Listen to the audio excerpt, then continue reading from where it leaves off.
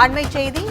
மாநாடு நடத்துவது தொடர்பாக போலீஸ் கேட்ட கேள்விகளுக்கு இன்று பதில் அளிக்கிறது தமிழக வெற்றி கழகம். கூடுதல் விவரங்களை செய்தியாளர் சிவபிரகாசம் வழங்க கேட்கலாம். வணக்கம் சிவபிரகாசம், கூடுதல் விவரங்கள். வணக்கம் கற்பகம்.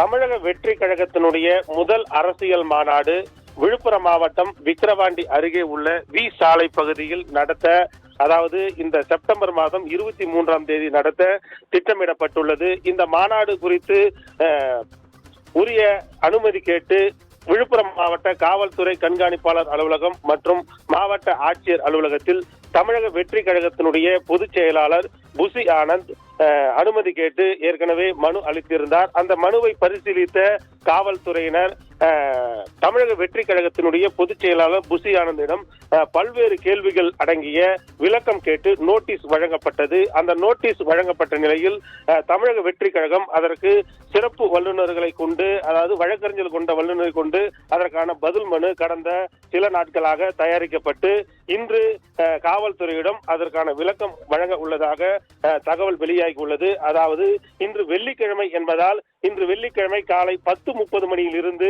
12 மணி வரை ராகு காலம் உள்ளது. மேலும் மாலை 3 மணியிலிருந்து 4:30 மணி வரை யமகண்டம் உள்ளதால் அது குறித்து நல்ல நேரம் பார்த்து தமிழக வெற்றி கழகத்தினுடைய பொதுச் செயலாளர் விழுப்புரம் மாவட்ட காவல்துறையிடம் நேரில் சந்தித்து இன்று அந்த மனுவினை வழங்க உள்ளார். இந்த மனு பெற்ற காவல்துறையினர் மீண்டும் அதனை பரிசீலித்து அந்த வி சாலை பகுதியில் வருகிற 23 மாநாடு நடத்த அனுமதி வழங்க உள்ளது தெரிய வரும் கற்பகம்.